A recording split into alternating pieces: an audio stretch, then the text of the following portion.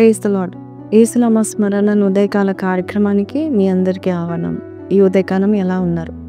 అనుకోకుండా చూస్తున్నాను ఈ వీడియో అనుకోకండి. ప్రతి ఒక్క వాక్యము దేవుడు చెప్పే వాక్యము ప్రతిసారి దేవుడు మిమ్మల్ని బలపరచడానికి ఇది ఇలాగా ఈ వీడియో చూడడానికి దేవుడు కృప చూపిస్తున్నాడు. ఈరోజు ఒక చక్కని వాగ్దానం, యేసయ్య పలికిన వాగ్దానం మత్తయి సువార్త 10వ అధ్యాయము 16వ వచనం నుంచి చదువుతాం. పాముల వలె వివేకులను, పావురముల వలె నిష్కపటులనై ఉండుడి. దేవుని పిల్లలు ఎలా ఉంటారు? నిజం చెప్పాలంటే మనం అందరము గొర్రె పిల్లలుగా ఇన్నోసెంట్గా మనం ఉంటాం. అందుకే ప్రభు మనతో ఇలా చెప్తా ఉంటున్నాడు, పాముల వలె వివేకంగా ఉండమని చెప్తున్నాడు. నా భర్త ఎప్పుడు నాతో అంటాడు, నువ్వు ఇంత అమాయకంగా ఉండకూడదని దేవుడు చెప్తా ఉంటాడు. అప్పుడు నాకెలా తెలుస్తుంది ఎవరు నన్ను మోసం చేయడానికి వస్తున్నారు? నాకు ఎలా తెలుస్తుంది? అందరు మంచి వాళ్ళే, నా ఇంటెన్షన్స్ గుడ్ ఉంటాయి, వారి ఇంటెన్షన్ ఎలా ఉంటుంది నాకు ఎలా తెలుస్తుంది అన్నప్పుడు ఒక మంచి ఎగ్జాంపుల్ చెప్పానని. ఆయన ఏం చెప్పారంటే, మనము బండి మీద వెళ్ళేటప్పుడు జాగ్రత్తగా వెళ్తాం. ముందు ఎదురొచ్చే వారిని తప్పించుకొని మనం జాగ్రత్తగా మన ట్రాక్లో మనం ఉంటాం కదా. అలాగే సైడ్ నుంచి కొన్నిసార్లు ఎవరైనా సైడ్ నుంచి మరి వారు ఫాస్ట్గా వచ్చినప్పుడు మనం జాగ్రత్తగా తప్పుకుంటూ ఉంటాం.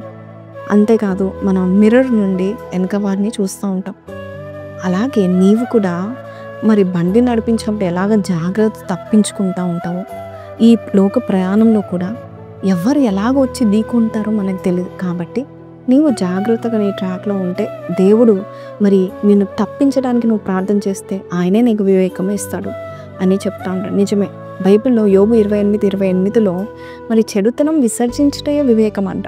దేవుడు అట్టి వివేకం మనకు దయచేయాలి. ఈ సర్పం చూస్తే అది ఎలాగ జారుకుంటుంది, ఎవరైనా పట్టుకోవడానికి వస్తే కనబడకుండా మాయమైపోతుంటుంది, ఎంతో వివేకంగా జారుకుంటుంది, తప్పించుకుంటుంది. అలాగే ఈ లోకంలో మోసపుచ్చే వాళ్ళు ఉన్నారు అని దేవుడు చెప్తున్నాడు. నేను మోసం చేసేవారు ఉంటారు. ఈరోజు కొంతమంది వింటా ఉన్నారు, యవనస్తులు వింటూ ఉన్నారు.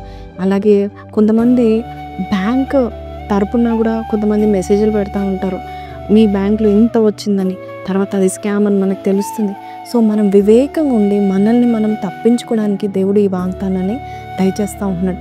ఒక అమ్మాయి వచ్చి, నేను మోసపోయాను, నా బాయ్ ఫ్రెండ్ అనుకున్నాను, పెళ్లి చేసుకుంటాడు అనుకున్నాను, మోసపోయాను. ఇవన్నీ తప్పించుకోవడానికి దేవుడు అంటున్నాడు, పాముల వల్ల వివేకంగా ఉండండి, పావురాల వల్ల నిష్కపటంగా ఉండండి. సాతానుడు అడుగడుగున ఉచ్చులు వేస్తూ ఉంటున్నాడు. మనము పాముల వలె వివేకంగా ఉన్నట్లయితే దేవుడు మనల్ని తప్పిస్తాడు. సో ఈరోజు ఈ వాగ్దానం విన్న మీరు, అయ్యా నాకు ఆ వివేక బుద్ధి నాకు దయచేయండి, నేను గుంటల్లోనూ లేక నేను నా జీవితం నేను నాశనంలో వెళ్ళకుండా అయ్యా నీ జ్ఞానాత్మ నాకు దయచేయండి ప్రభు అంటే, పరిశుద్ధాత్మ దేవుడు మీకు జ్ఞానాత్మ దయచేయను గాక. చిన్న ప్రార్థన చేస్తాను. ప్రార్థన. పరిశుద్ధుడా మహోన్నతుడవు తండ్రి, అయ్యా ఈ లోకం అంత మాయేనైనా, అంత మోసమేనైనా, అంత కపటమే. ఈరోజు మేము అయ్యా ఎవరిని నమ్మాలో, ఏ డీలర్స్ని నమ్మాలో, అయ్యా ఎటువంటి వారిని నమ్మాలో కూడా మాకు తెలియని పరిస్థితిలో ఉన్నాం. అయ్యా ప్రతి ఒక్కడు అయ్యా ఎంతో స్వార్థపూర్వకంగా, ఎంతో స్వార్థంగా నాయన మమ్మల్ని మోసం చేస్తూ ఉంటున్నారేమో. అందుని బట్టి నువ్వు చెప్తున్న ఈ వాగ్దానం బట్టి నీకు వందనాలు.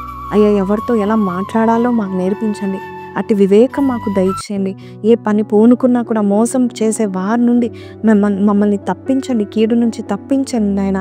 తప్పించబట్టకు మాకు కావాల్సిన వివేకం మాకు దయచేయమని ఈరోజు ఈ ఇచ్చిన వాగ్దానం బట్టి మేము ముందుకు వెళ్తున్నాము నాయన.